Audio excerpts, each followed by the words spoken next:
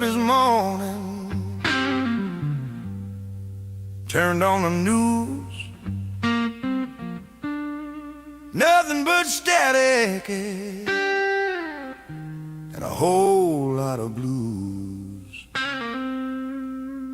Yeah, they're singing a sad, sad song.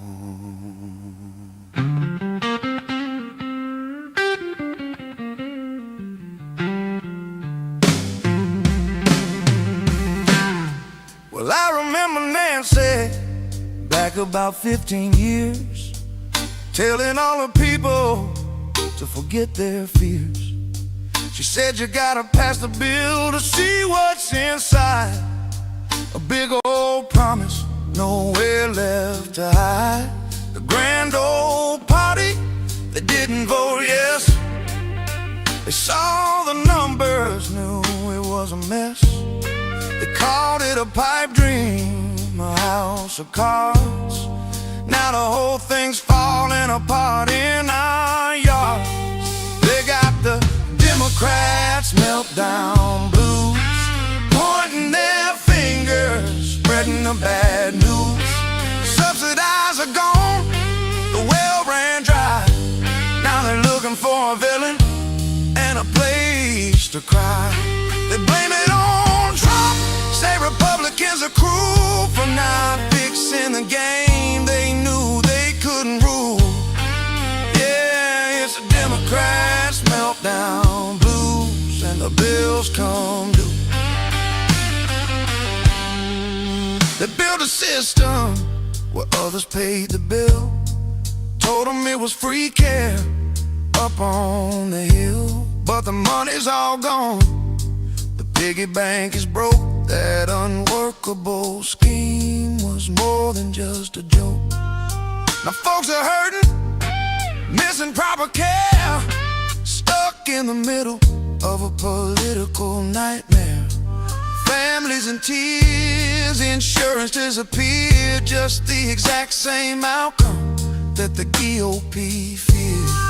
They got the Democrats' meltdown blues, pointing their fingers, spreading the bad news.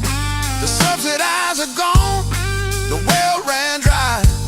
Now they're looking for a villain and a place to cry. They blame it on Trump, say Republicans are cruel for not fixing the game they knew they couldn't rule. Yeah, it's the Democrats' meltdown blues, and the bills come due. I saw the Senate just the other day, voting no 14 times, throwing help away. 14 times they block a flat spending deal. Don't they know the hunger out here is real?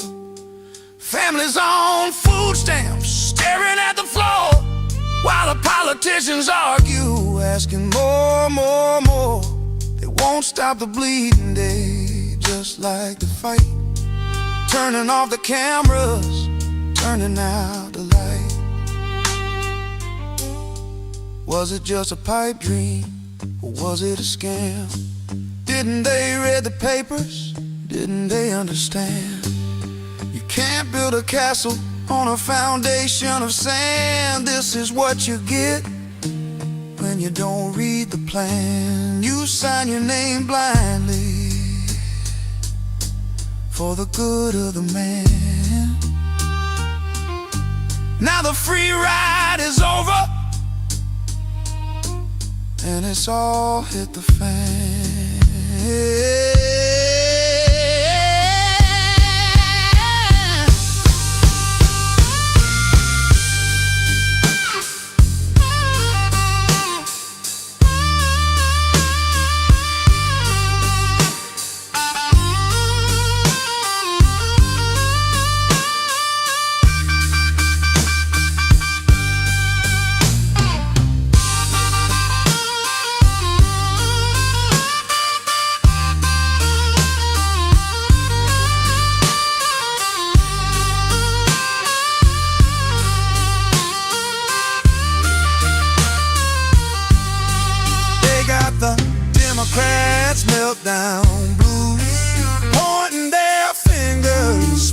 the bad news. The subsidized are gone, the well ran dry.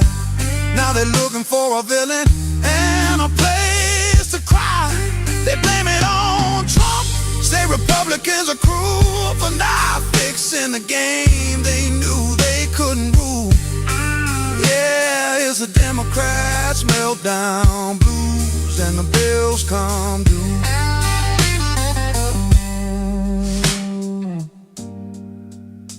Yeah, the bills come due.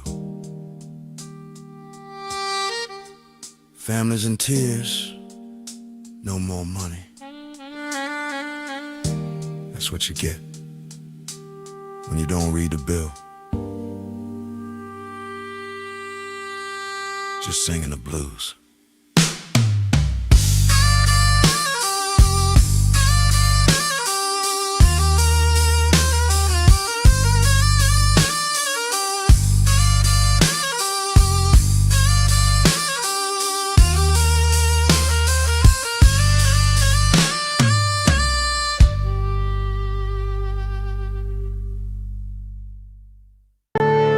Marvin Devine.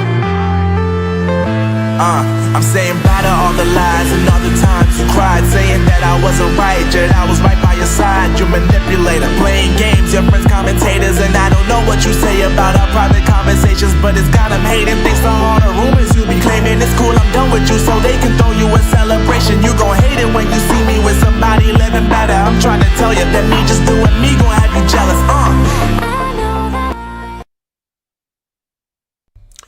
Thursday, February 26, 2026. Ooh, 2626. Welcome back to the program, folks. How's it going? What's up out there?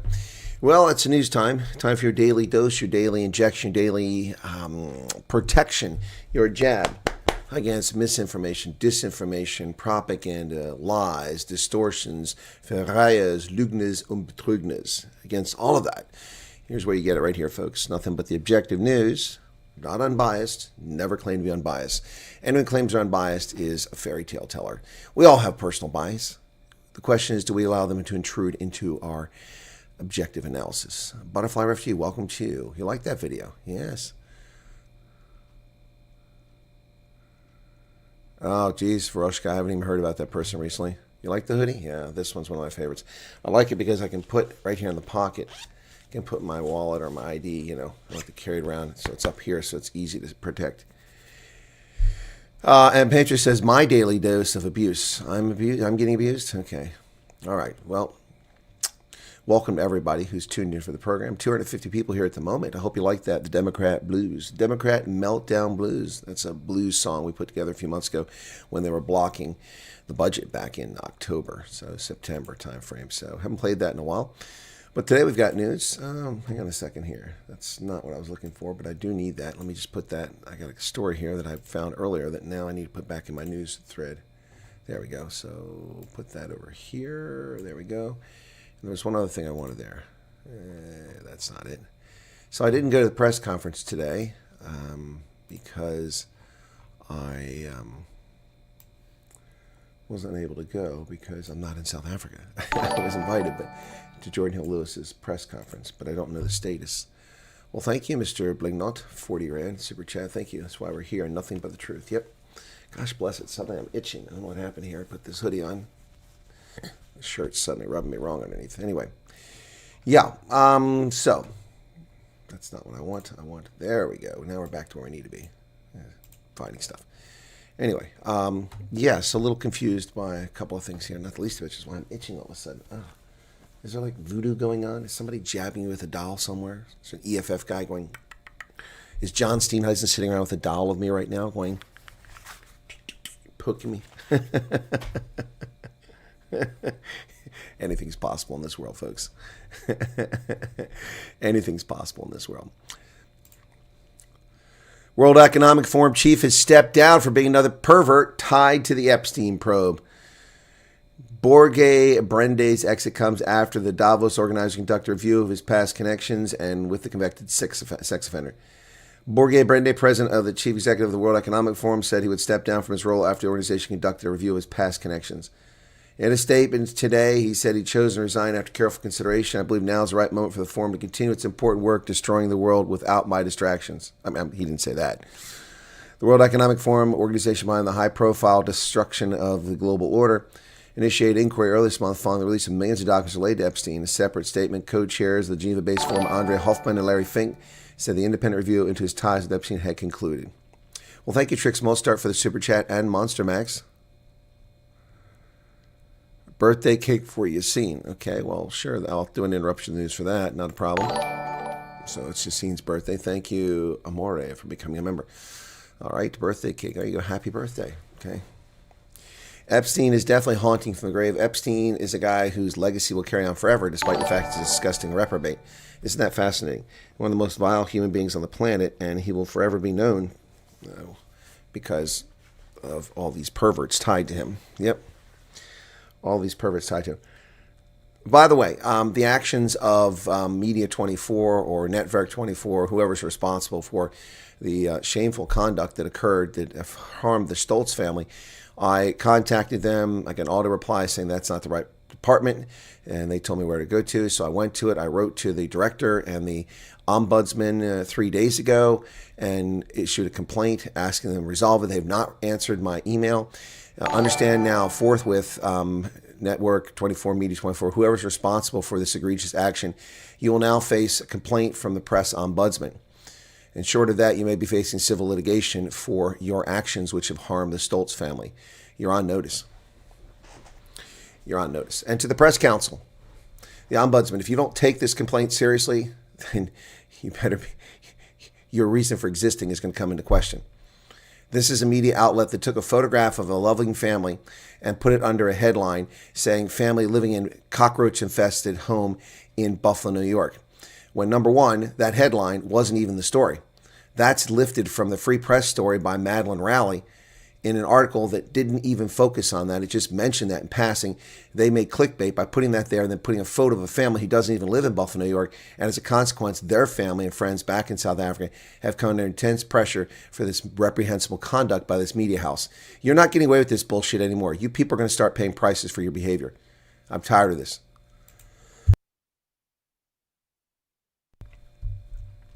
You're on notice. You've had 3 days to respond to my email. It's a work week. No excuse that it's a weekend.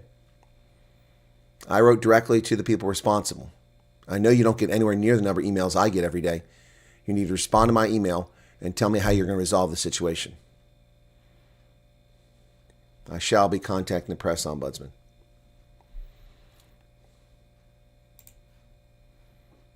There's the cake again.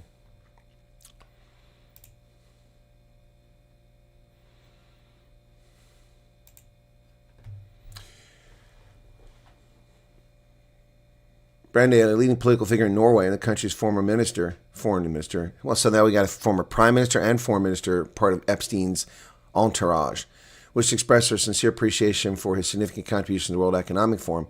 His dedication and leadership had been instrumental during a pivotal period of reforms for the organization, leading to a successful annual meeting in Davos, who respected the decision to step down.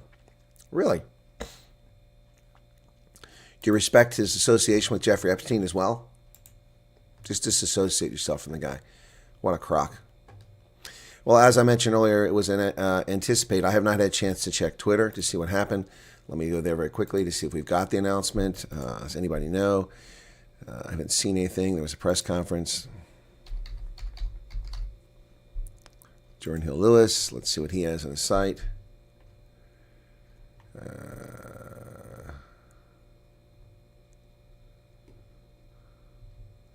Action SA supporters crossing the floor.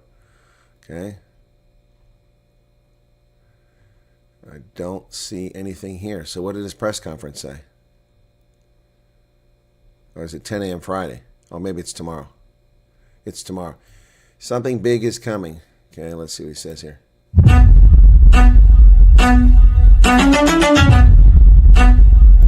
Yeah, something big is coming. He's going to announce tomorrow at 10 a.m. That's the invitation I have. I thought it was today. All right, so he hasn't. So we're expecting him to announce tomorrow that he'll be running for leadership of the Democratic Alliance. And another tone-deaf response by this party, which will seal its fate. Jordan Hill Lewis, the mayor of Cape Town, expect to announce Friday he'll seek to succeed John Steenhuisen. This as the DA, the second largest party in the government, now uniformly opens nominations for its internal leadership contest scheduled for April. Nominations close on March 23rd. The DA is heading to a leadership transition after federal leader Steenhuisen announced he'll step down. He's been mayor of Cape Town since 2021, after a decade sitting in Parliament. Interesting how these members of the DA and ANC spend their entire adult lives in political office. You notice I didn't say elected political office because none of them are elected. Nobody picked him to be mayor. Nobody picked Steenhuisen to be leader of the party. I mean, it's voters I'm talking about. It's the party stalwarts who decided who they are. Nobody picked Mandela to be president. Nobody voted for him. Parliament selected him. Members of Parliament call for O'Sullivan to be arrested. Wow, I guess he got up. Paul O'Sullivan had enough of it. Angry members of Parliament are calling for the arrest of forensic investigator Paul O'Sullivan, who was out of the country, who came back voluntarily to the country, to be berated by this person standing here acting like a racist, threatening him. See this clown, pretend soldier here? After he walked out of Parliament's ad hoc committee on Wednesday, saying he had to catch a flight before completing his testimony. The committee is investigating allegations made by Southern Police Service, KZN Provincial Commissioner Mkwanazi. O'Sullivan's appearance had previously been postponed after he fell ill. He was still under questioning by advocate Bongwine Mkizi, who said she had only had a few questions left when a heat exchange erupted over his repeated request to ask questions and his insistence that he need to leave by 1 p.m. to avoid the cost of rescheduling the flight. As Mkizi wrapped up, O'Sullivan stood, gathered his belongings, and began walking out. EFF leader Malema told him to sit down, saying he had not been dismissed. Well, you're a convicted criminal. You can shut your cake hole, Julius Malema. MK party leader David Skotsana said they would open a case against her for walking out. You're walking out. He said, I'm finished. Malema said only the committee chair could excuse him. O'Sullivan continued past MPs and left proceedings later, saying that he could not continue because he needed to catch a flight. The committee chairperson, Soviet Lekanyane, thanked members for restraining themselves, acknowledged the situation could provoke strong emotions. Why? Because you're arrogant and you will lord over white people? Wow. Speaking after O'Sullivan's dramatic walkout, EFF MP Lee Ann Mattis said the cultural appropriation lady who dyes her hair blonde said his actions amounted to contempt of Parliament. It wasn't a walkout. We must call it what it is, contempt of Parliament. Well, this will bring back shades of Jacob Zuma. Except the difference between Paul O'Sullivan and Jacob Zuma is Paul O'Sullivan came here voluntarily. He wasn't subpoenaed. Zuma was subpoenaed to appear before Parliament. Contempt of Parliament. South Africa's Parliament is contemptible, just like our Congress, contemptible, full of reprobates, thieves, liars, and otherwise disreputable people. Contempt of Parliament. Parliament is contemptible. The gentleman should not have been testifying on the day he had a flight. That's the bottom line. Who's responsible for that? The committee or him? And really, what does it matter? You want to find him in contempt? Fine. He'll go back overseas. Find him in contempt. We've already known that all you have to do is say, I feel ill, and you don't go to jail. Look at Jacob Zuma. It should be a shake. That's all you have to do. Yes, the EFF brought race into it. That's what I'm talking about. And their feelings are hurt because they can't lord over white people and act like they're masters. Sit down, white boy! That's what Malema was saying. Translate the language he really was pushing across there. Yep. Paul Sullivan voluntarily came here, didn't have to come back to the country. He was going to do it via remote, and this is how they behave.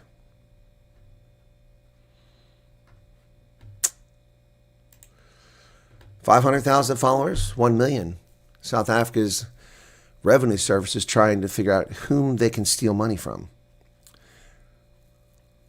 South Africa's tax service in the process of discovery to work out who should be classified as an influencer. In the meantime, anyone monetizing their social media following should declare that income. Speaking at a media briefing ahead of the budget on Wednesday, South African Revenue Service Commissioner Edward Kieswetter said the Revenue Service has been investigating how to classify influencers. This comes after the Revenue Service clarified last year that influencers must declare all income, including income from products, service, or travel, and any other source of income.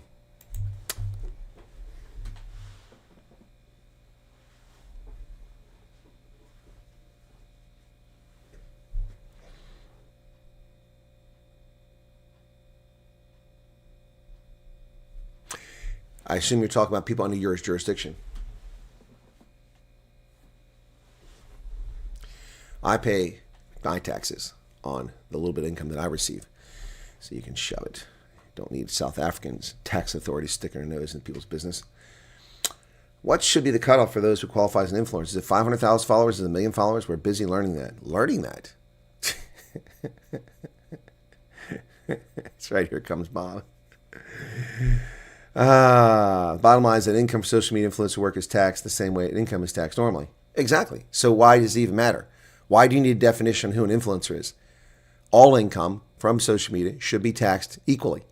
It's not special income. No special breaks.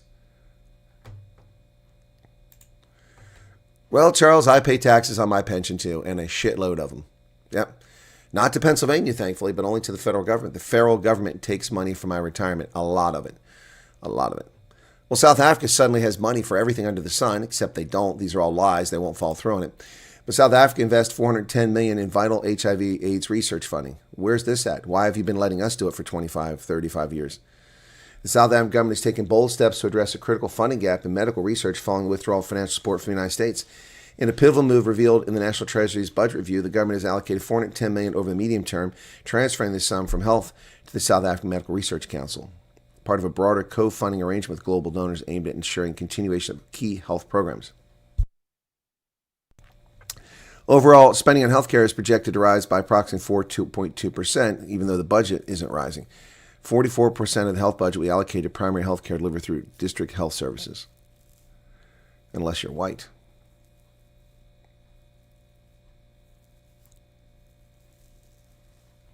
Do you believe this? Suddenly they have 410 million rand? Do you believe that? I don't. I don't believe it. Don't believe for a second they have 410 million rand to suddenly do this. It's ridiculous. Not going to happen. Where's our buddy, Nota Boloy? I thought that was him. From Piano Pulse to Music Pulse, a fresh take on South African music. There's Nota Boloy.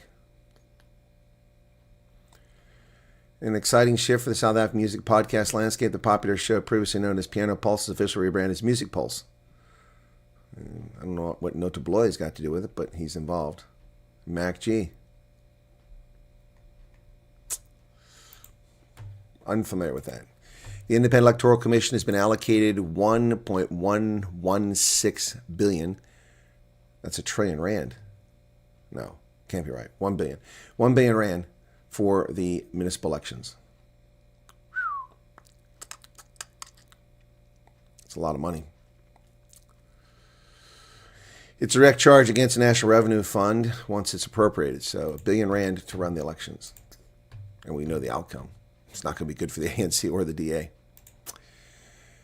She dumps the MK party? I think she was dumped by the MK party. Colleen Makubele dumps MK party for Power FM radio host gig. Another loser politician finding their way into media. Former City of Johannesburg speaker and MK party chief whip Colleen Makubele has replaced politics with the airwaves. She announced her resignation as MK MP. It was announced as an anchor on Power FM. In a statement announcing its new lineup, the radio station said Makubele would host Power Perspective starting March 1st. We'll see how that goes. Durban's Ushaku Marine Water Park, Wet and Wild, shuts down without notice. What's going on here? Well, it's in a sad state of repair. It's gone downhill with virtually no proper maintenance done on it since it was built. One of Durban's main attractions, Ushaku Marine World, has announced the temporary closure of the Wet and Wild Water Park, and that's the only reason people go there. The news was confirmed by the theme park via social media on Thursday. Combo tickets and Kids World Splash Sprinkler Island would be unavailable. What's going on there? Ushaka. Get ready for Cape Town Pride, folks. Road closures, what you need to know. Well, if you want to attend the Pride Parade, it's coming Saturday. Yes, the much-anticipated Cape Town Pride Parade and Mardi Gras will be lighting up the streets Saturday, February 28th. This will bring an end to a month-long celebration of diversity, inclusion, and raising awareness of the LGBTQ plus community. Cape Town Pride Festival runs from February 5th till March 1st. Is that not exhausting a month? It features various events throughout the month, culminating in the main Cape Town Pride Parade and Mardi Gras on the 28th at Greenpoint. Wow. Enjoy. Well, ladies and gentlemen, people go for the big sights, of course. They head out to Kruger National Park. They go to Cape Town. They go for the beaches. they go for the whale watching. But there are sites that are a little bit off the beaten path.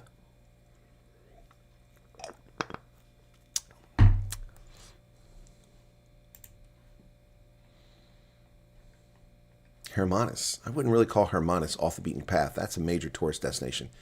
But it's a lovely spot. Stellenbosch. Well, Stellenbosch really isn't off the beaten path either. But it is a lovely spot. Hermanus is 122 kilometers away from Cape Town. East London. Now that's off the beaten path. Who goes to East London? Nelspruit. Nobody really thinks of Nelspruit as a place to go. That's Bolito there. And Bloemfontein. Definitely Bloemfontein is not a place I would consider about an interesting, out-of-the-way place to go. Bolito, situated on the Dolphin Coast. Bolito captivates with its beautiful beaches and year-round warm weather. Popular for its dolphin sightings, excellent surfing spots, this coastal paradise offers family fun activities. Yes. And Howick, in the KwaZulu-Natal Midlands, Howick enchants with its picturesque Howick Falls, historic Nelson Mandela capture site, and access to scenic Midlands meander. So it is a charming town. And it's in much better shape than when I first went there a few years ago, when Chris Pappas first became mayor and began to repair the damage done by the ANC. In a first, the United States has deployed combat jets to Israel for potential deployment in Iran. We've never done this. We've had combat jets and helicopters there before, but never as part of a wartime deployment. The deployment of F-22 Raptors this week will enable the U.S. to better defend Israeli territory, and with American forces in the Middle East from Iranian retaliation should President Trump proceed with his threats to strike Tehran's nuclear and missile programs.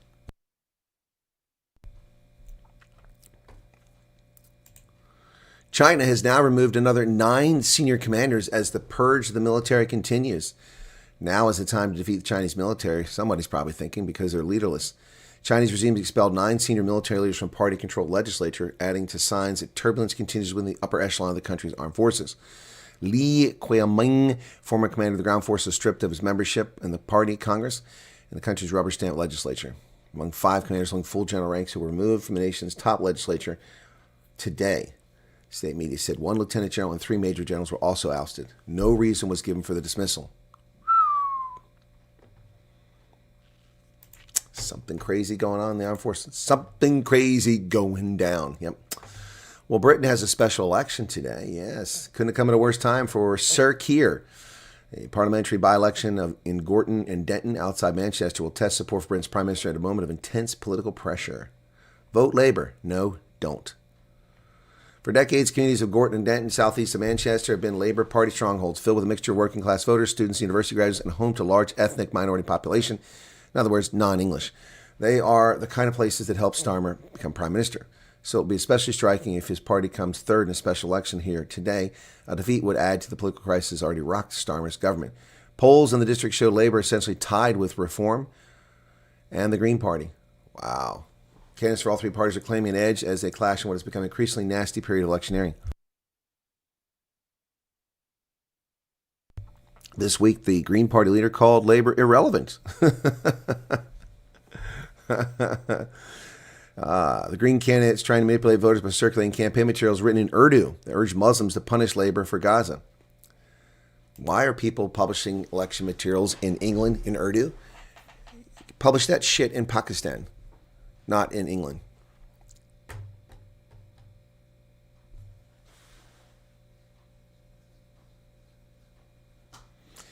Yeah, Mark Myberg, I didn't see that number. I heard that some passed over, but I haven't seen that number. So we'll look into that more when we get to the end of the news. Iceland says it's considering a referendum on restarting talks to foolishly join the European Union. The bleachy blonde Prime Minister Kristian Frostadottir arrives on the day of the European Parliament Community Summit in Copenhagen back in October. Icelandic Prime Minister Kristian Frostadottir, the daughter of Frost, said during a visit to Poland on February 20th that Reykjavik will hold a referendum in the coming months on restarting European Union accession talks. They abandoned their membership talks back in 2013, smartly, after 4 years of negotiations. Well, she's reopening the talks about opening an opportunity for Iceland and pursuing better integration for the country into the bloc. Yeah, not a smart move. Not a smart move. UK far-right activist Tommy Robinson pays a call to the Department of State. Robinson is notorious in the UK, where he has been accused of promoting hatred against Muslims and organizing mass anti-migrant protests. Actually, the British government's much more notorious for arresting this man who's committed no crimes. British far-right activist Tommy Robinson says he visited the United States Department of State as part of a recent trip to D.C., where he was welcomed by government officials and supporters of the Make America Great Again movement. In America, making alliances and friendships today, I have the privilege of an invite to the State Department. He posted on X alongside a photo of himself, the U.S. flag. Robinson is a household name in the UK, notorious for his anti-Muslim rhetoric and his multiple prison terms, none of which were legitimate. He is also co-founder of the now-defunct far-right English Defense League, a street protest movement. U.S. State Department official Joe Rittenhouse, the senior advisor of the department, said he met with Robinson, calling him a free speech warrior. There you go. What we know about the gun battle? Well, 4 armed Cubans were on a U.S. flag speedboat, died in a gunfight with border troops. Gunfight wounded 6 others. The 10 men on the speedboat were Cuban citizens living in the U.S., according to a Cuban state media report, citing a statement from the Interior Ministry. They were trying to infiltrate the country with terrorist intent. So, like I said, we don't know what's going on. I'll take the Cuban government's word on this one until we know more information. That was what I said yesterday. 5 Cuban border guards on a government boat approached the speedboat seeking identification when the people on board opened fire on the Cuban personnel. Now look how close that was to Cuba. Nowhere near the United States. Not even near the Bahamas. They say they attempted to infiltrate the island on a speedboat. They seized rifles, handguns, Molotov cocktails, body armor, and fatigues from the Florida-registered vessel. It's less than 1 nautical mile off the coast of Cuba. Well, Canada shows its true colors, and it's not an ally and friend of the United States. Canada, once again, undermines U.S. foreign policy and is a threat to U.S. national security. Yep, our friends to the north are no longer our friends under the leadership of leftist demented lunatics. Canada announced Wednesday it was sending 8 million Canadian in food aid to people in Cuba as the island faces an escalating fuel crisis. Foreign Affairs Minister Anita Anand said she did not discuss Canada's aid intentions with U.S. Secretary of State Marco Rubio. This is Canadian foreign policy. We are focused on the humanitarian situation. No, Canada's focused on undermining U.S. national security, and it's a disgrace given that they're part of the North American early warning system and that we share continental early defense protection and that we cover their asses. This is, once again, Canada's leftist hate wankers undermining our national security with their stupidity. But there's no need for it because the U.S. government had already decided to allow the resale of Venezuelan oil into Cuba on a humanitarian basis. Since Washington took control of Venezuela's oil exports in January in the aftermath of capture of the wanted criminal Nicolas Maduro, South American countries' supply to Cuba was ceased, worsening energy crisis. But even with the stuff being restored, Cuba has no money. There's no way to pay for the oil. So we'll see. Yeah, Merlin, you might be onto something. After losing 2 gold medals to the Americans, this is how the Canadians strike back, undermining our national security. Petty little children. Marco Rubio says that Iran poses a grave threat to the U.S. as the 3rd round of nuclear talks are underway in Geneva. They're not enriching right now, but they're trying to get to the point where they ultimately can, Rubio said. The talks taking place in the Swiss city today will be the 3rd such meeting between representatives of both nations, are being mediated by Oman. Those talks are underway, and the aircraft carrier Gerald Ford departed Crete today on its way to the Middle East. 2 aircraft carrier strike groups headed that way. One already there, this one close by. Officials of the United States ran began another high-stakes round of nuclear talks in Geneva. Iran's foreign ministry said, Oman's foreign minister, Badr al-Busadi, whose mediating talks said the sides were exchanging creative and positive ideas. Creative and positive ideas. Sure, if you say so, buddy. Trump team outlines plans for durable tariffs without Congress. China's pushing back. The Trump administration said Wednesday it will reconstruct its trade system with very durable duties that penalize nations for unfair practices, one day after Trump told Congress that import levies were made front and center of his midterm election economic agenda. China reserves the right to take all necessary steps to firmly safeguard its legitimate rights and interests, the Commerce Ministry said. Of course, you're not safeguarding anything except your protectionism, and you're going to pay a price for it. Vice President J.D. Vance has announced a new phase of fraud investigations and holding back $250 million from Minnesota for Medicaid fraud, along with Dr. Oz. What we're doing is we're stopping the federal payments that will go to the state government until the state government takes its obligations seriously to stop the fraud that's being perpetrated against the American taxpayer. To which little stolen valor Timmy Waltz expressed frustration. Too bad for you, Timmy, if you've done your damn job. This has nothing to do with fraud. This is a campaign of retribution. Trump is weaponizing the entirety of the federal government to punish blue states like Minnesota. No, moron. $19 billion. Are you not watching the news? By the way, you might want to hire an attorney, because it sure looks like you're complicit or at least liable for the actions that took place here in the fleecing of the American taxpayer. Little Timmy Waltz, stolen valor. Oh, I have a condition from combat. Never served in combat. I was deployed and now I can't stand because my balance is off. Would you fall down coming out of a German bar late at night? Stolen valor, Timmy Waltz, the man who resigned, who left the Minnesota National Guard rather than deploy with his unit. Former U.S. F-35 fighter pilot, as I've warned and cautioned my audience about for over 3 years now, that the South Africans and the Chinese are hiring European, NATO, and U.S. former advanced fighter pilots to train the Chinese communists to murder Americans. Now we have one by name. U.S. Justice Department accuses former Air Force officer Gerald Brown of training Chinese military pilots. U.S. Department of Justice said ex-Air Force Major Gerald Brown, once known by his pilot's call sign Runner, isn't ironic, was arrested Wednesday in Indiana and charged with a criminal complaint for conspiring to provide defense services to Chinese pilots without authorization. Brown is 65, a former F-35-2 Lightning instructor. Pilot with decades experience in the Air Force allegedly betrayed his country by training Chinese pilots to fight against those he swore to protect. Roman Roshkovsky, Assistant Director of the FBI's Counterintelligence Espionage Division. The Chinese government continues to exploit the expertise of current and former members of U.S. Armed Forces to modernize China's military capabilities. This arrest serves as a warning. U.S. Attorney Janine Ferris-Piro for the District of Columbia said Brown and anyone conspiring against our nation will be held accountable for their actions. According to the Justice Department, Brown served in the U.S. Air Force for 24 years, led combat missions responsible for commanding sensitive units, including those involved in the nuclear weapons program. If he's an F-35 instructor pilot in the U.S. Air Force and he retired after 24 years as a major, that's suspect, unless he served previously as an enlisted soldier, which is possible. After leaving the military in 1996, he worked as a commercial cargo pilot before working as a defense contractor training pilot. Wait a second. He left the military in 1996. That's 30 years ago.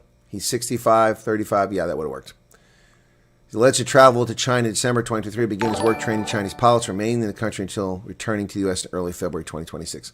His contract to train Chinese pilots was negotiated by Stephen Su Bin, a Chinese national. In 2016, pled guilty and was sentenced to 4 years in prison for conspiring to hack a defense contractor in the U.S. to steal military secrets for China. Wow. The department said Brown faces charges similar to those leveled against former U.S. Marine Corps pilot Daniel Dugan, who was arrested in Australia in 2022 and is currently fighting his extradition back to the U.S., where he faces prosecution for violating the U.S. Arms Export Control Act for providing pilot training to the Chinese Armed Forces. Wow. Dugan's a naturalized Australian citizen, was arrested by Australian police in 2022 after he returned from China. These scumbag, treasonous bastards, I hope that they're all given death sentences. They're going to get Americans killed for their personal greed. You might as well, it's like being a spy. Like being a spy. A man arrested in New York snowball fight with police, and Mamdani says, oh, it's just good fun. Attacking law enforcement is just good fun, according to Mamdani. Zoran the Moran. Yep. The incident began as a playful event, shifted in tone when the police appeared. Mayor Zoran Mamdani said it's not a crime. Police on Thursday arrested a 27-year-old man in connection with the striking of two police officers with snow and ice during a snowball fight in Washington Square Park earlier this week. The latest twist in an escalating political fight. The man, Guzmane Kulabi, sounds like he's from West Africa, was taken into custody on Thursday morning and charged with assaulting officers, according to the police. The department is still seeking 3 other men, 2 of them believed to be between the ages of 18 and 20. Wanted for assault. The arrest 3 days after the episode in the park marked a new escalation in the saga, which was fiercely divided New Yorkers and lawmakers and prompted an early split between Zoran Mamdani and Police Commissioner Jessica Tisch. The episode began as a giant citywide snowball fight on social media. Creators organized in celebration of the blizzard that pummeled the city on Sunday morning, closed schools. But gatherings soon escalated when several police officers called to control the crowd, walked in and were pelted with snowballs and large packs of snow. The fight was captured in several videos, which shows the officers walking through the park and at first apparently chuckling as a few snowballs sailed them, but later becoming tense as more and larger snowballs continued to fly at their necks and faces. 2 police officers were taken to a nearby hospital for injuries to their necks and faces. Hours after the videos surfaced on Monday, Police Commissioner Tisch called the behavior disgraceful and criminal. But Mamdani said that, oh, they're just playing. It's not a crime. Mr. Kalabi has previously been arrested in New York City in connection with attempted robbery in the transit system. Yeah, these are the kind of people we want to welcome into our country. Not. Yeah. Yep.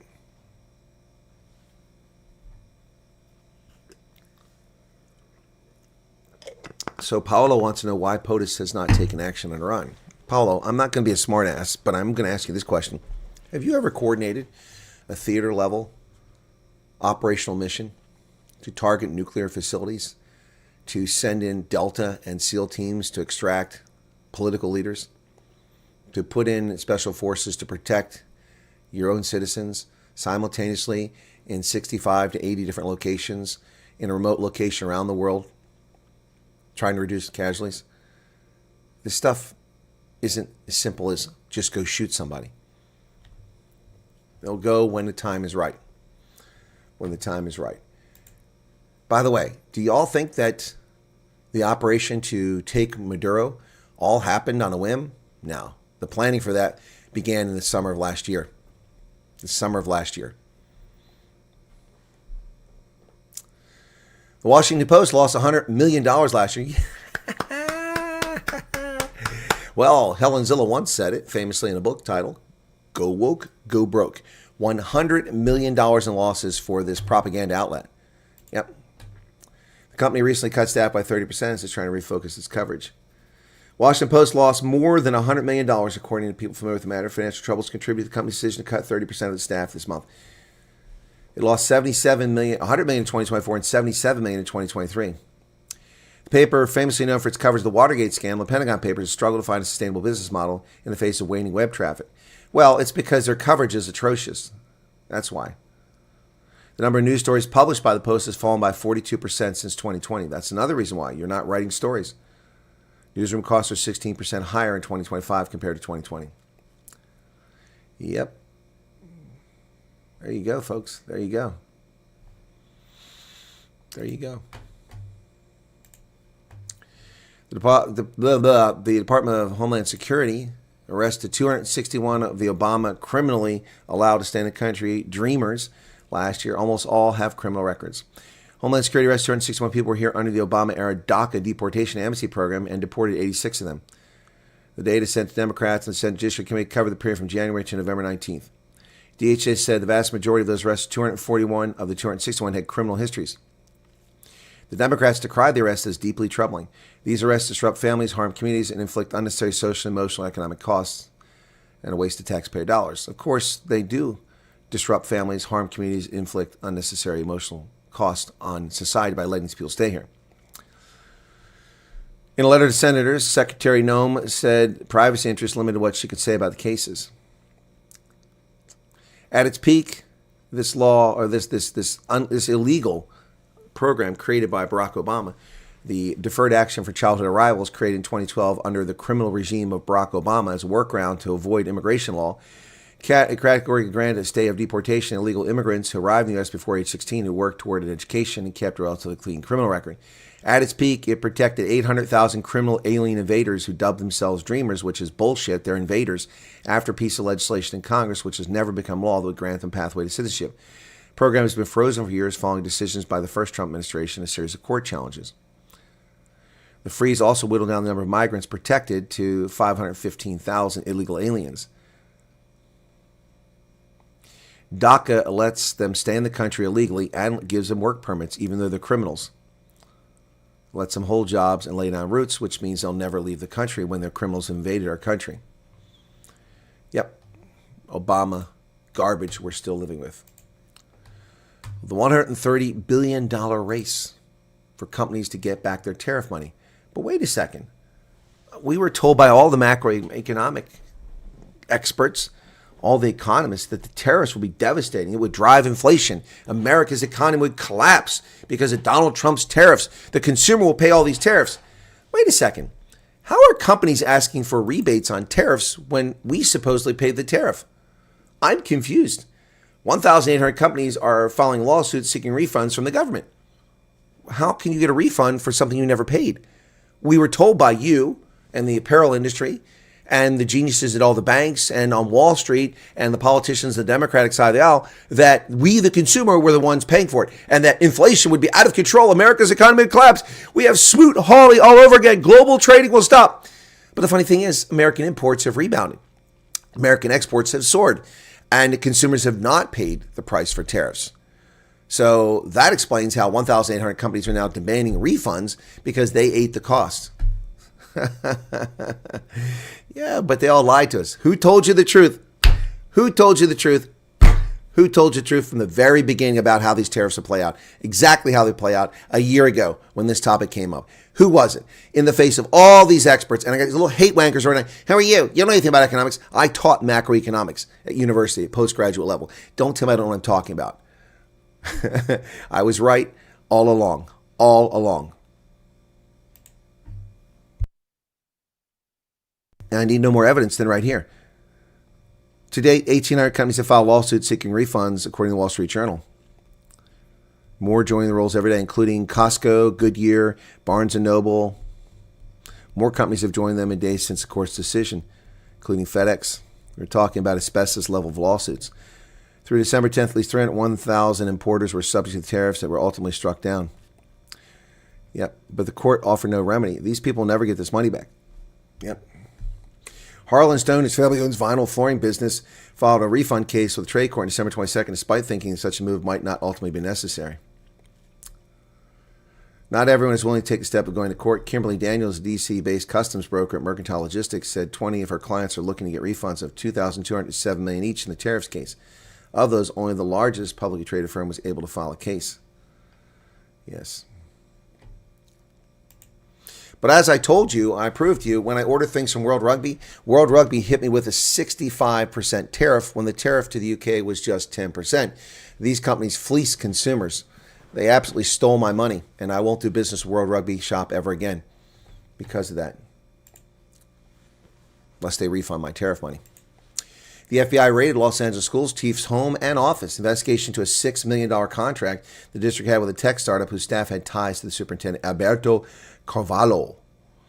FBI agents raided the headquarters of the Los Angeles Unified School District and home of its superintendent on Wednesday, and apparently a widening investigation into $6 million deal between the nation's second largest school system and a failed artificial intelligence startup. Ladies and gentlemen, I've decided that we've finally figured out what's going on. California is the 10th province of South Africa. It's the only thing that explains their behavior, their corruption, their leftist hate wanking, their racism against white Americans. Yeah, and the lawlessness there. It's the only thing that makes sense. It's the 10th province of South Africa. Well, Americans apparently are leaving the country in record numbers. What the media fails to tell you is that there are a record number of Americans. Yes. In its 250th year, American land immigration has become a country of emigration. Not exactly true, but let's look at some of the stats that they offer here. Migration flows, net migration. This country in 2023 absorbed 6 million people coming in this country. No one can absorb that. No one can absorb that. And about 3 million left, which meant that we had a net gain of over 3.5 million people extra in this country. 1% increase. The U.S. saw 675,000 deportations and 2.2 million self-deportations last year. Yes, to take us to nearly 3 million people left the country. Thank goodness. U.S. residents in Portugal. In 2019, less than 5,000. Now it's over 25,000. But you'll notice that this isn't just during Trump. Look at this. This was during Biden. Notice the trend here. They don't talk about how it soared under Biden. From 6,800 to 19,000. Tripling the number of people living in Portugal during the Biden years because this country was unlivable. Americans moving to Ireland. Well, in 2019, it was 3,800. Then it was 4,009. So not much big. But in 2025, it jumped because of all the Rosie O'Donnell hate wankers that went to Ireland. But once they got to Ireland, they realized it's a shithole and they don't want to be there anymore because it's been taken over by criminal alien invaders. And then Mexico, a large number. This is U.S. citizens residing in France. 2019, 9,000 2019. But by the time Joe Biden left office, it was 13,000. That's a 40% increase. It's only gone up another 1,000 since then, or 2,000. Yeah. It's a trend that's been going on for a long time. Norwegian-born citizens in the U.S. Well, given that a lot of them seem to be tied to Epstein as perverts, do we really want them? So the number of Norwegians in the U.S. has declined to 19,000 by 2024, and the number of Americans living in Norway is going to 20,000. I will tell you something. These are either fools or very wealthy people. Living in Norway is an unbelievably expensive and difficult and painful experience. Beautiful country, but a painful place to live in. The cost of living is exorbitant there. Evidence is mounting that the draw of expatriate life extends beyond the cost of living. Last year, the dollar weakened against the euro, yet the influx of U.S. residents accelerated in all the euro countries. So, just hating on America. Ilhan Omar complains that a woman that is supporting an American citizen was removed from the State of the Union address. Representative Ilhan Omar of Wednesday demanded an investigation of the arrest of her guest at Tuesday's State of the Union address. She was removed from the House chamber after standing to protest President Trump's words. Omar said the guest, Minnesota resident Aliyah Rahman, stood up silently in the gallery during the president's speech for a short period of time, part of which other guests were also standing. She was charged with unlawful conduct. Yeah, well, she was asked to sit down because she stood up and it was distracting, and that's an illegal act. Capitol Police removed her. Yep. The statement, Capitol Police said that the State of the Union tickets, that all that hold them, explained that demonstrating is prohibited for guests. Capitol Police said Rahman began demonstrating at 10:07, nearly an hour before the president ended his remarks, and that she ignored multiple requests to sit down. It is illegal to disrupt Congress and demonstrate in congressional buildings. That would be the so-called insurrection, is what happened. So shall she be renditioned off to a D.C. prison with racist captors who taunt her and assault her and feed her poorly and piss in her food like they did to those arrested on January 6th? Should we do that to her? I mean, after all, she committed the same act that they did, demonstrating inside the congressional building.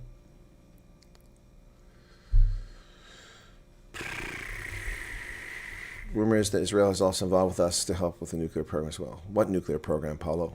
What are you talking about? Yeah, only people with a shitload of money can live in Norway, so, you know, it's very expensive. The taxes are outrageous.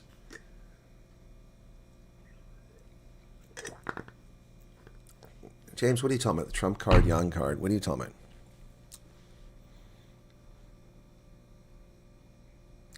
Well, Flesh, and there's an invasion of Brits that live in the Costa Brava. I mean, there's more English down than there are Spanish in many places, and that's been going on for 40 years. President Trump will not wipe the debt out in 3 years. I appreciate your enthusiasm, but it's not going to happen. How did you highlight my handle? Who highlighted your handle?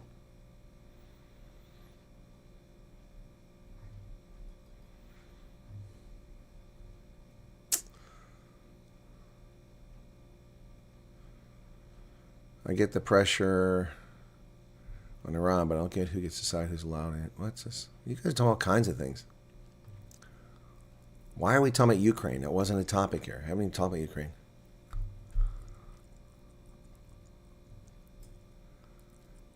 Oh, South African nuclear program, yeah.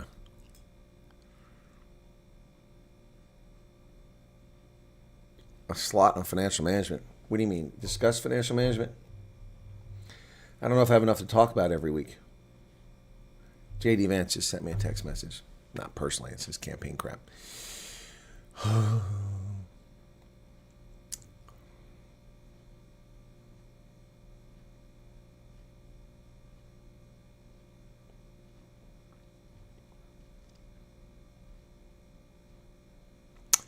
Paulo's asking, why does the U.S. need to keep the world in check? I'm not keeping the world in check with China testing nuclear weapons. China's a nuclear power. Iran isn't. They don't have a nuclear weapon yet. They're close, trying to stop the proliferation. There's a difference here.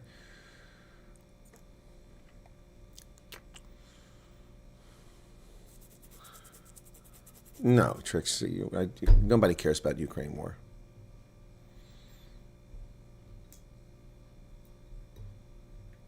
Okay, Khashoggi, first off, your question is uninformed. Why is no one else allowed to have nuclear weapons other than the U.S.? Will the U.S. ever dismantle the nuclear? Yes, we've dismantled thousands of nuclear weapons. Are you not keeping up? The U.S. is not the only country with nuclear weapons. The U.S. has nuclear weapons. Israel has nuclear weapons. UK, France has nuclear weapons. China has nuclear weapons. And Russia has nuclear weapons. Pakistan has nuclear weapons. What are you talking about? What are you talking? I don't understand I don't understand the question at all. You think it's a good idea to allow Iran to have a nuclear weapon? These people fire intercontinental ballistic missiles and murder civilians in Israel on a whim. No provocation whatsoever. You think they're going to hold back with a nuclear weapon? No. No.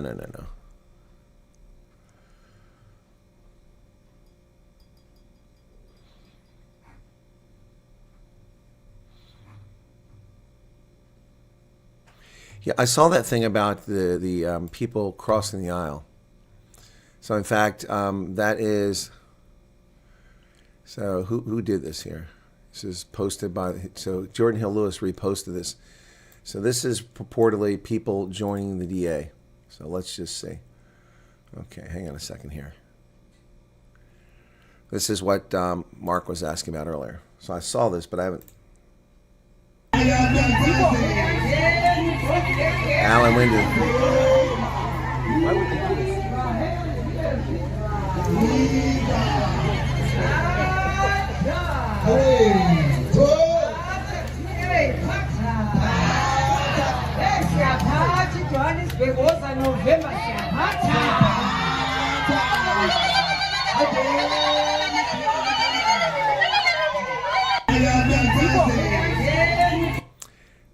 The DA thinks that's a great strategy, and it is if they can gain millions of black voters, but that won't gain them millions of black voters. What it will do is cost them hundreds of thousands of white voters. Not because they're racist, but because the party is catering to one group and not to everyone. Yeah, it's a very slippery slope that the DA is embarking on.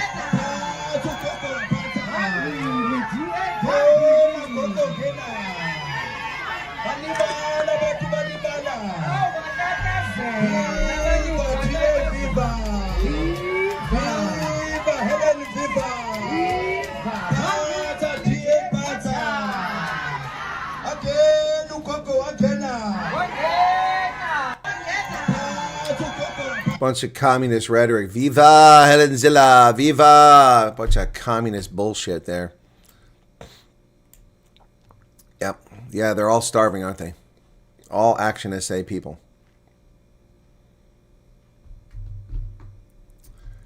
And Action SA responded, and Matthew George from Action SA says, well, he's not from Action. Is he from Action SA? He says, it's a shame Helen dragged the media out to announce a single counselor who's already facing a performance review and disciplinary process. The mediocrity of her campaign has come full circle. So, Action SA has already responded. Action SA welcomes the timely departure of a single counselor in the city of Johannesburg following ongoing performance management reviews, which included disciplinary processes before the party. Action SA has demonstrated that it will not retain underperforming public representatives because we respect the mandate given by residents for hardworking, accountable community representation, and where even the most basic expectations are not met, we have not hesitated to act. Given concerns we have already been identified and been addressed through our performance review process, they welcome the departure and thanks the DA for saving us the trouble of a lengthy disciplinary process while also providing the perfect opportunity to shortly introduce an exceptional, committed community activist into council. Why do you need an activist? Why can't you just get a dedicated public servant?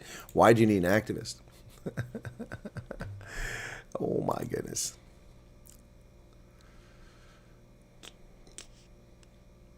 Trix, what are you going on about?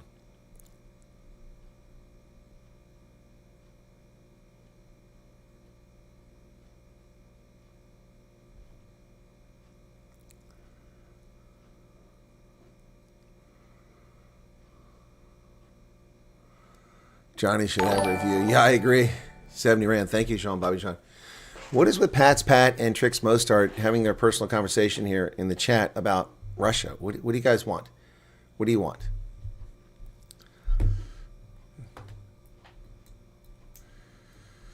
Well, the refugee program is not an immigration program, but if you want to view it that way, make sure you're careful what you tell people. Yep. It's not an immigration program. You're not here permanently. Well, you will be, but in theory you're not. Alan Windy claims that 93,000 new jobs were created in the final quarter of the last financial year. I call bullshit. 93,000 jobs in the Western Cape, a province with 2.8 million people, or 3.5 million people. No. What is it, 5 million people in the Western Cape? 93,000 jobs? There's no way. Let's look and see what the population of the Western Cape is. Getting official figures, so we're not just grasping at straws. Because Cape Town is 2.8 million. Okay, population Western Cape is 7 million. 7 million. So workforce size of Western Cape.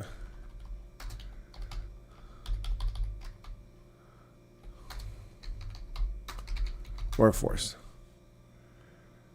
Okay, a participation rate of 67.9%. So, labor force is 2.8 million. 2.8 million. You added 93,000 jobs in one quarter to a workforce of 2.8 million. Yeah, the United States adds 300,000 jobs a quarter for a workforce of 178 million. Yeah, I'm not buying that for a second. That doesn't make any sense. 93,000 divided by 2.8. That's 3% jobs. Suddenly, the Western Cape can add 3% to its workforce in 90 days. That's 1% a month. That's bullshit. There's no way they added 93,000 jobs. I can't buy. I don't believe that for a second. Where are these 93,000 jobs? How about you detail where they came from? Russians who are where? What are you talking about, Tricks? Where are these Russians at? Russians came here, immigrated here in the 1990s. Lots of them. Ah, no, nothing's happened since then.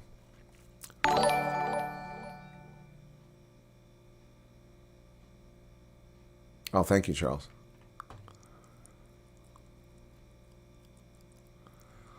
$93,000 jobs. I'm not buying that for a second. Only 288 likes. What's going on there, man? Do we have to play the John Steenhuisen video? Should we play the John Steenhuisen video? Not everybody saw that. What do you guys think? Should we play the... Who's this? Okay.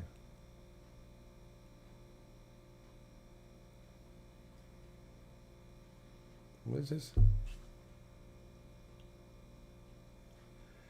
Sure.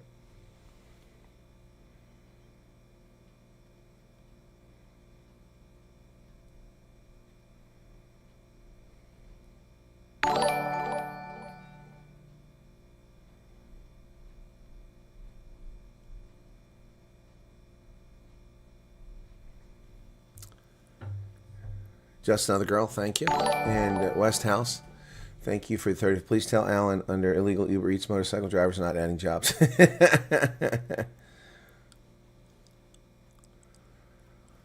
Yeah, 93,000 jobs in one quarter. I'm just not buying that. I might believe 93,000 jobs for all of South Africa, but even that's hard to believe.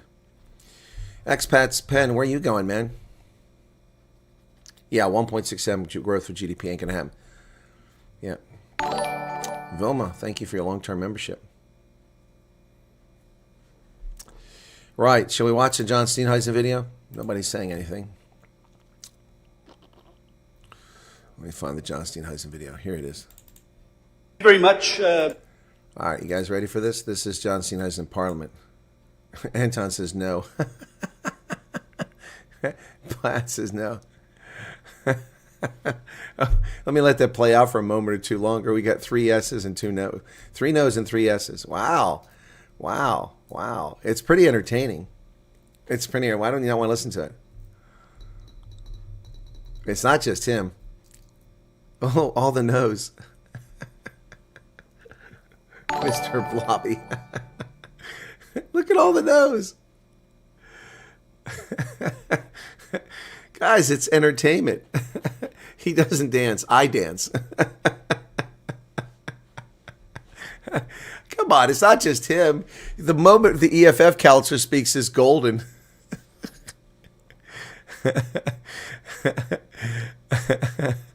Oh, come on, guys. It's funny. Yeah, come on. Okay, we're going to get a laugh. Don't leave. We're going to get a laugh. You guys ready for this? I'm going to see how many people leave because we played this. 350 people here now. Let's see how many people are left at the end of it. No, but come on. It's funny, guys. You just had your supper. Look at all the nose.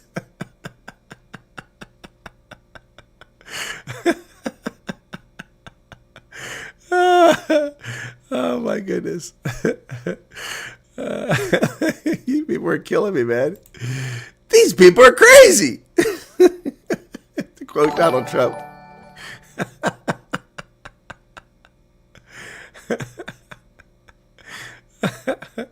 Oh my goodness. Let's go to the facts. Let's go to the facts. I will play the EFF response. It's hilarious. That was funny. Steenhuisen got one good line in. I'll give him that. Kurt Darren, yeah. Colfoot Silky, man. I can't. You got me laughing so hard I can't find what I'm looking for here in my studio. Come on, where the hell you hiding at? There it is. Got it. Okay, here we go. I promise it will be interrupted with entertainment as we go along. Or we could just watch this instead. USA Gold. Women.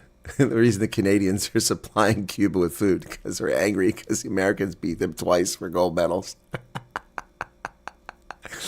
Oh my goodness.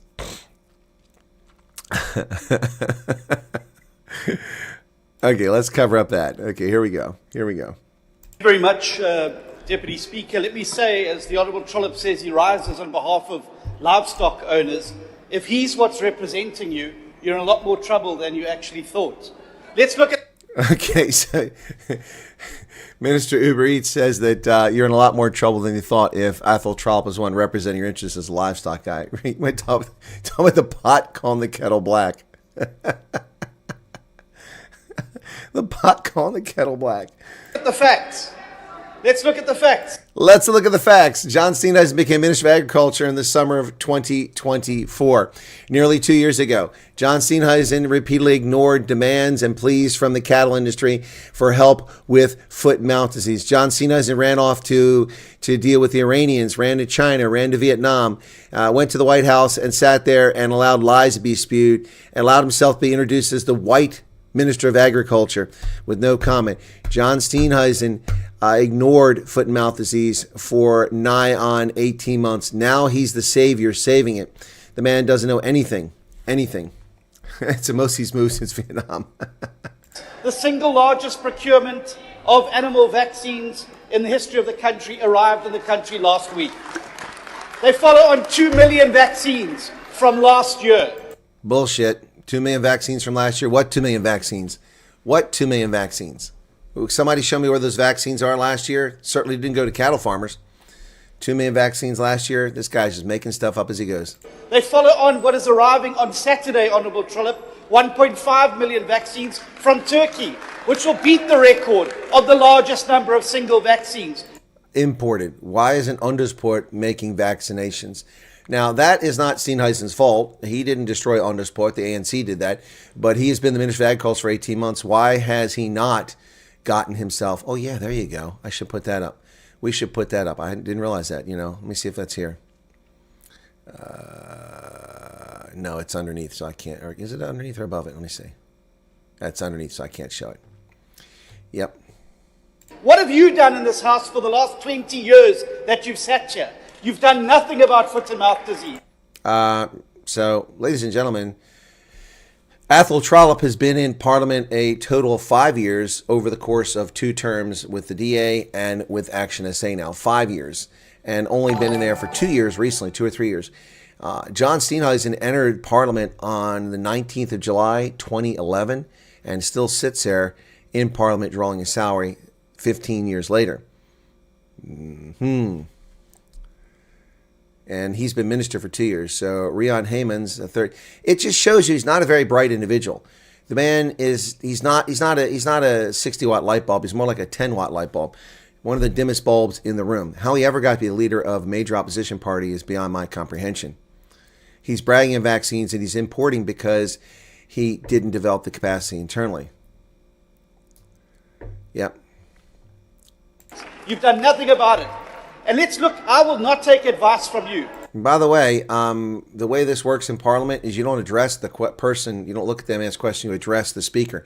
So he is addressing Athol Trollop and insulting him, which is violation of parliamentary procedure. Let's look at your track record. Honourable Minister. You lost the family Honourable farm. Minister. You get kicked out of Honourable pack houses Minister. because people can't work Honourable with you. Minister That's your Steenhuisen. contribution. There's a So this Tubalard Uber Eats minister here insults a member of parliament, telling him he lost his family farm. Very personal insult, attack, violation of parliamentary rules and procedures. He should have been sanctioned for this. Now, to her credit, the Deputy Speaker of Parliament does a pretty good job, but the fact she failed to sanction this man for his personal insults direct against a fellow member of Parliament is unacceptable, and she must be called to account for that as well. He continues with insults later on, and she lets him get away with it. She does stop him from here, but he's violating parliamentary procedure, and he's directing personal insults and another member looking at them and basically trying to intimidate them in Parliament. Also, the guy lies out his ass. Utter ridiculous stuff, the stuff he's coming up with here. point of order, Honourable Reddy. Thank you, Honourable House Chair. The member should address the Speaker and not the member Correct. directly. I think that is a rule. Yes. Please bring it to the attention of the Honourable Steenhuisen. Thank you. Now, Mr. Reddy is correct, 100%. He addressed that in a correct fashion. He was polite. He was respectful. He was non-emotional. Later, he's wrong in his assertion, but he's correct here. Yes, she's part of the DA. Thank you. That I is would it. much rather look at you, Honourable- I would Honourable much rather Minister, look at you, Deputy please take your Speaker. So Steenhuisen, because he's a petulant child who's under assault for his failures, interrupts the Speaker, the Deputy Speaker, to insult Athol Trollop again, once again violating parliamentary rules. seat. Honourable Minister, it is indeed so that you have to address the Speaker and not the member directly. Yes, Honourable Member of Action SA. I recognise you, Honourable Member. Please proceed. Thank you, Speaker.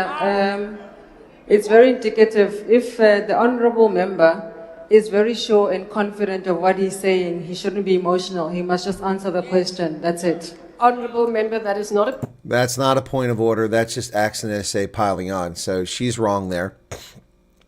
Yep. point of order, so it is not sustained. Honourable Minister, you still have 2 minutes left. Thank you very much. As I said, I'd much rather look at you than the Honourable Trollop anyway, so thank you very much for that. Let me just say this, that foot and mouth disease has been a problem in South Africa for decades. The Honourable Trollop has... So why did you not make it a priority when you became Minister of Agriculture instead of running off to the White House, running off to Vietnam, running off to China, running off to Iran? Why was it not a priority from day one? Why did you refuse to give interviews in April of 2025 and again in May of 2025 after you promised to appear on this program to address the concern of foot and mouth disease, giving you a fair opportunity to tell people what your plan was to confront this? Now we're nearly a year later and you're a disaster and you're acting like a petulant child. Now watch him once again attack Athol Trollop for being in Parliament for 20 years, and Athol Trollop hasn't been in Parliament 20 years. The guy that's been in Parliament for nearly that long is the guy here, John Steenhuisen.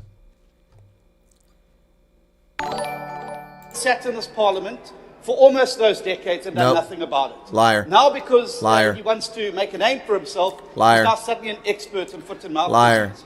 But if you're going to portray yourself as an expert, best you get the facts right. And it's a mystery because Well, let's start with the facts, John Steenhuisen. You've ignored foot and mouth disease for 2 years. You refuse to do interviews. You're a petulant, spiteful individual, and you're lying about Athol Trollop. This is ridiculous. How in the world can you expect to have any credibility when you lie on the floor of Parliament and everyone sees it? It's recorded. 2 brain cells fighting for 3rd place in his head. Yep. West House wish they can stop the honorable nonsense, but they're not honorable. Yep. The guy next to him from the DA just doesn't want to be there. he sits in the portfolio committee, he gets all of the information and still comes here with a level of ignorance that really is quite astounding. Let me just say this. If there's a level of ignorance that is there, it's because the DA minister refusing to share information with the farming community and with the portfolio committee. That's the bottom line. We have, for the first time in 30 years, got a strategy to get South Africa's FMD-free status back. He has a strategy after 2 years. He should have had a strategy after 90 days. It should have been the first thing he tackled. 90 days. But instead, 2 years later, he comes up with a strategy. Oh, I'm sorry. He's talking about 30 years. He's had 2 years. That's more than enough time to have a strategy in place. and executed. Back up that. Honourable Minister, there's a point of order. Honourable Lonzi, on what point of order are you rising? Honourable Chair, we understand that Minister Steenhuisen has been pushed out as party leader. Honourable May he Member, please not direct Honourable his frustrations Lonzi, at us. that is not a point We're not of the ones who order. removed him as a Honourable leader.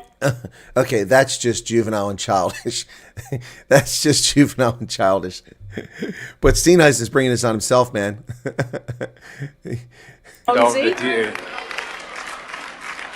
Honourable members, please do not abuse a point of order. It is frivolous. Honourable Minister, please proceed. Thank you very much. So as I said, for the first time in 30 years, we have a strategy to deal with foot and mouth disease.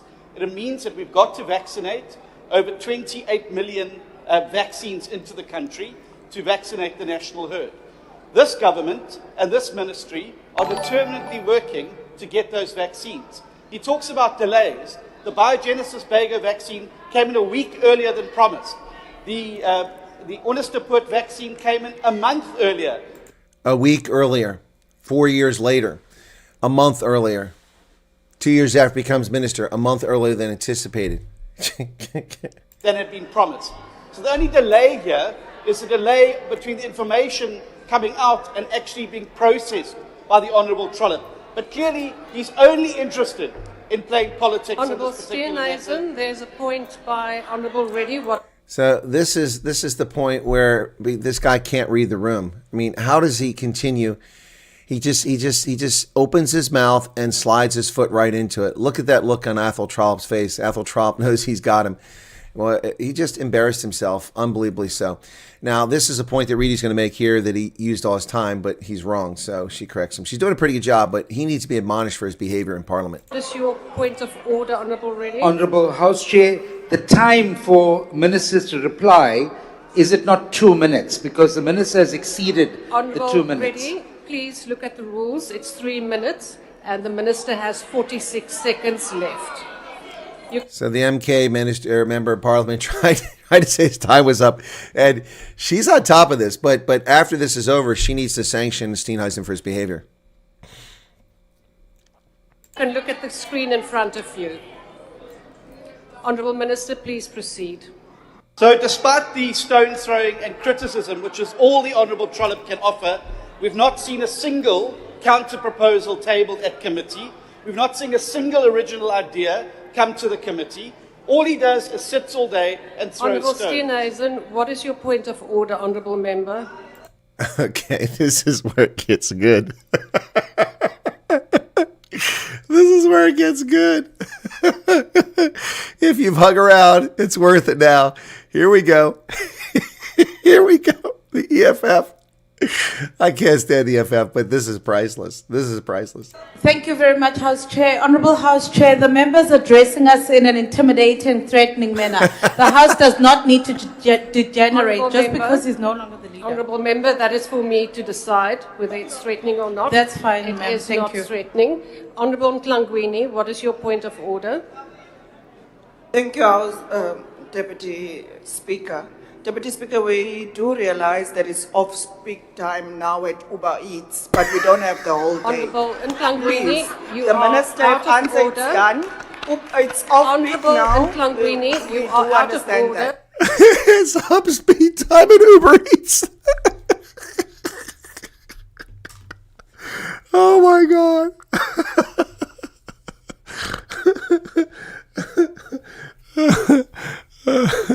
Oh gosh, it's just too funny. I told you, if you wait for it, it's worth it.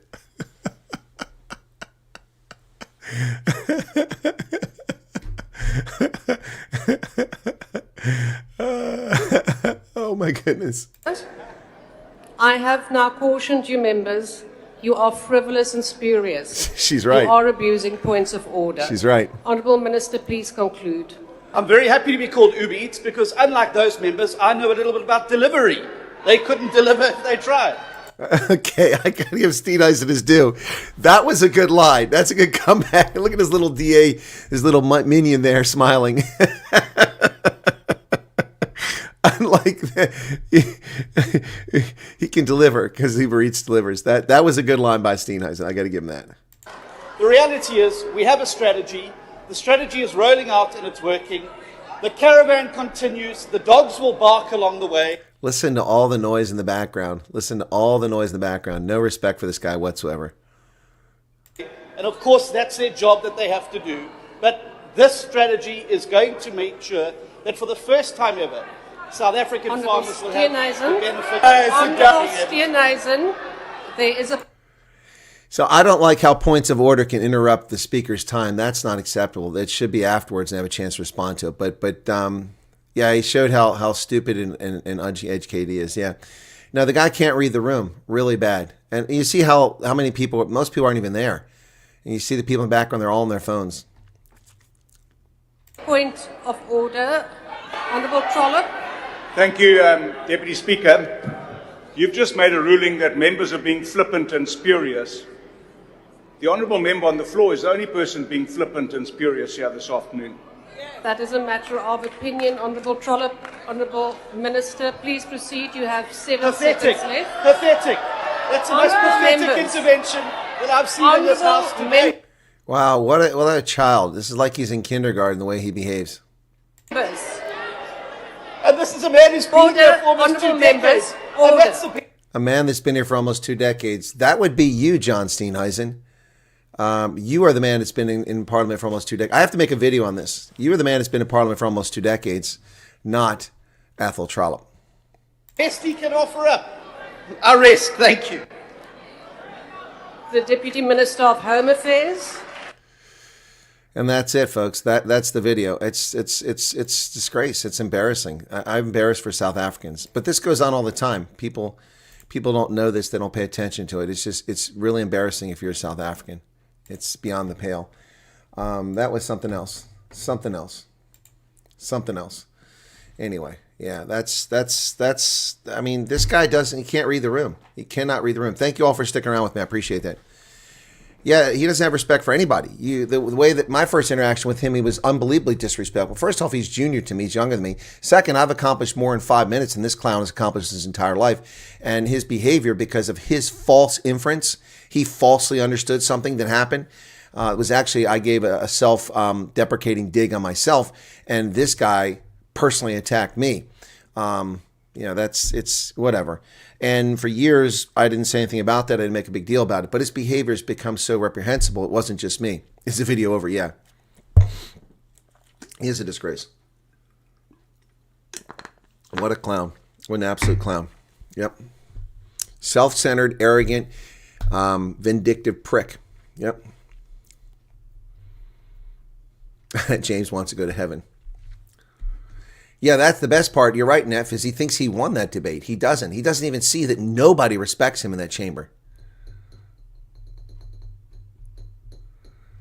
How can anybody expect these seat fillers to follow civil society rules? Yep.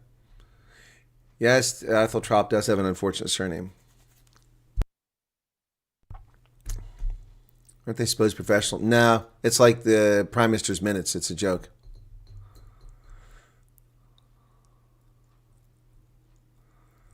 Shameless clowns. He was hammered on and on, making a bad situation worse. He got no idea when to shut his cake hole. What a day when the EFF puts you in your place. Disgusting. Yeah, exactly, Ingrid. Yeah, the EFF put him in his place. What is that? Off peak. It's off peak Uber Eats. We realize we're off peak now, but we don't have all day. Yep. And Bonnie says Athol Trollop or Chief Odendahl, two of the best mayors. Yep, you're 100%. By the size of these Parliament members, I hope these are steel chairs. Yes, they are steel chairs. Westhow. Who said that? Big Bad John. What happened to his chief whip? Different attitude when we knew him. Yep. Very embarrassing. He should start ironing his shirt on a Weber grill. Example of the leftist narcissistic community. Yep. Yep, that's who he is. John acting like EFF and ANC, they taught him good. Yeah, no. The guy's folded himself right on into that. Yeah, anyway, so Mark Myberg, if you're still here, hey, Anna Kruger. If you're still here, Mark Myberg, I did show you the video that Jordan Hill Lewis reposted on his Twitter account. So talks about the last 30 years, but the years during apartheid, it was controlled. Yeah, no, some of the last 20 years. Anyway, there you have it. That's embarrassing, folks. I don't know about you guys, but I find that very embarrassing. Very embarrassing. Oh my goodness. What are you going to say about that? It's ridiculous. Absolutely ridiculous. Absolutely ridiculous. He suffers from foot and mouth disease, and he's tasked to cure foot and mouth. How embarrassing. This is so embarrassing for the Minister of Agriculture. So embarrassing. So embarrassing. And I'll bet by now that somebody's told him that I've played that video last night, and then I played it, and I'll probably tell him I played it again today if not watching now, and I bet he's seething, and probably wants to send me a note. But his handlers are probably going, don't do it. Don't send him a note. You'll regret it. He wasn't in the army. He's too young. Too young. Oh yeah, they get paid over 2 million rand a year to do that. Looks like a tryhard when he tries to argue. Yep. Yeah, no. It's pretty sad. And you can see this coming. I mean, when these people lie to you and mislead you. No, I didn't see it was next to Omar. Are you talking about Rashida Tlaib from Michigan? Yeah. Let's hope the Parliament streaming service don't reach many international audiences. Oh, they will, Kati, if anyone watches it, because I'll be making that video into my own video. I'll be sitting side by side where I play that video on one screen and I react to it.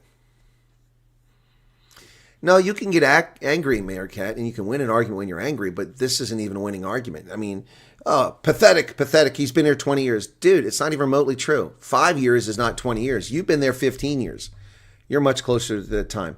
And what have you done about foot and mouth? You've been the leader of an opposition party. What have you done about it? Not a damn thing.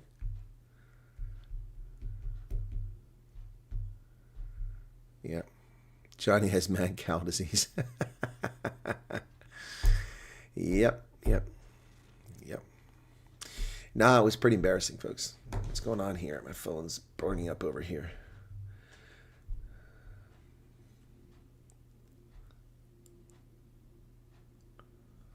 Okay. So it was another refugee. Just sent me a note who's come to America, who wants to do an interview. So there you go. Yeah, boy. We'll do another one here shortly. Not today, though. Once you get angry, you've already lost the fight. John lost the fight. Yep. So bragging about all the vaccines. Has any cattle been vaccinated since it landed? Yeah, Renee, that's an even bigger question. And why did it take 2 years to get around to that? And where'd the money come from to pay for it? He loves dishing out, but he cries when people retaliate. It is very embarrassing, Bonnie. And Athol Trollop didn't even retaliate. He just simply said the minister is being disrespectful. And then the deputy speaker said, well, that's a matter of opinion. Well, my opinion is he was being disrespectful. Yep. Yeah, it's just kabuki theater is what it is. It's just embarrassing. But this has become governments all over the world. It's not restricted to South Africa. Prime Minister's minutes have always been as ridiculously entertaining. It would take 88 times, West House. Yep, different world. You may send me a WhatsApp, James, please. Anyway, all right, guys, why don't we wrap up here for today? Be sure to hit the like button if you haven't done it already. Okay. Thanks for the little bit of super chat money that came in. The likes are kind of low. Anyway, this video is a great example of all Parliament meetings, each and every one. Games and Uber Eats. Yeah, they are distracting, Barbarian King, instead of delivering services.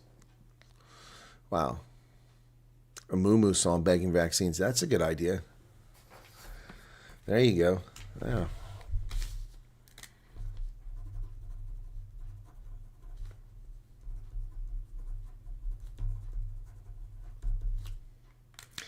That's a good idea. I think I'll make a song on that. But I won't do it now because it'll take too long. Court hearing to decide liquidation of Hewlett's. Yeah, no. Rumor is that the government's going to step in and expropriate it. We'll see.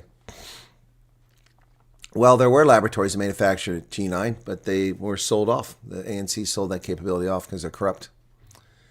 Yep. Anyway. Would you consider saving the live chat for your streams? Yeah, I always save it.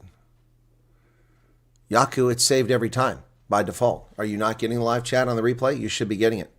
I don't turn off the live chat except for an occasional thing. I had somebody wrote something that was racist, and the chat closed before I could, at the end, they stuck in at the end, and I couldn't delete it. So I had to turn the whole chat off. I've only done that once in the past year and a half, I think. Yep. No, it's there. The live chat's there for replay. You should be seeing it. You should be seeing it, the live chat replay. Yep. All right, hit the like and subscribe button, guys. Okay. Strawberry and chocolate. What's a bottle of strawberry and chocolate? You mean liqueur? All right, guys. Have a good one. Thanks. Appreciate you as viewers. Thanks for being here. We'll catch you. Hey, should we play the car guard video? I haven't done that in a while. Oh, you know, it was a great laugh. I enjoyed it. And I'll be making another video. Anyway, where the hell is this at? All right. Cheers, everybody.